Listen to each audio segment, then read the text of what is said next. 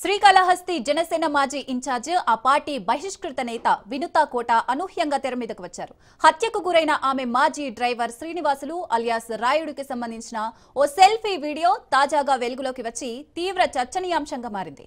MLA Bojjala Sudheer Reddy తన ద్వారా వినుత ఆమె భర్త చంద్రబాబుపై కుట్ర పన్నారంటూ రాయుడు ఆ వీడియోలో చెప్పడం సంచలన చర్చకు దారితీసింది.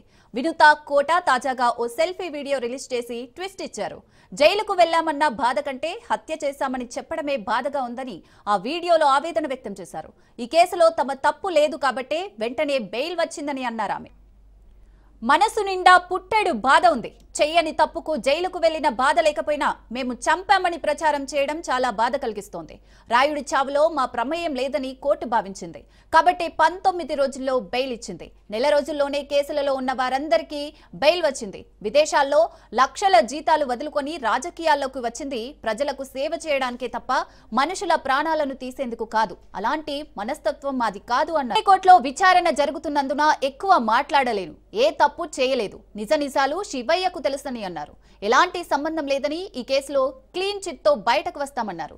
జనసేన అధినేత పవన్ కళ్యాణ్ ను కలవడానికి ప్రయత్నిస్తున్నాను కాబట్టి మీడియా ముందుకు రాలేకపోతున్నామన్నారు. కుట్రకు సంబంధించిన అన్ని ఆధారాలతో త్వరలో మీడియా ముందుకు వస్తానన్నారు. న్యాయం ఎప్పటికైనా గెలుస్తుందన్నారు. నేను మీ వినుతా కోట తెలుగింటి ఆడబిడ్డగా మీడియా ద్వారా రాష్ట్ర ప్రజానికానికి, శ్రీకాళహస్తి నియోజకవర్గ ప్రజలకు, నాతో పనిచేసిన మా జనసైనికులకు కొన్ని విషయాలు తెలియజేయడానికి మీ ముందుకు వీడియో ద్వారా వస్తున్నాను.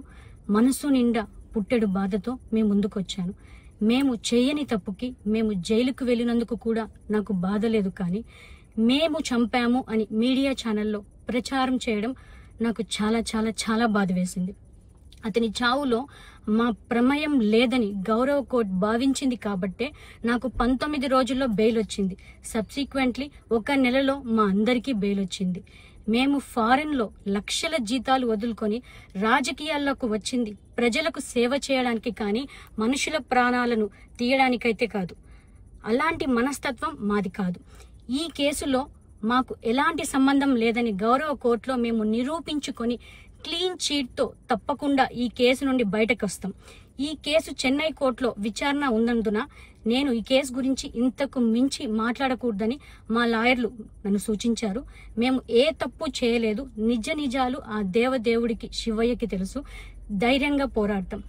నేను జనసేన పార్టీ అధినేత శ్రీ పవన్ కళ్యాణ్ గారిని కలవడానికి ట్రై చేస్తున్నాను కాబట్టి ఇన్ని రోజులు మీడియా ముందుకు రాలేదు. మేము ప్రస్తుతం చెన్నైలో ఉన్నాము. త్వరలో నా పైన జరిగిన కుట్రకు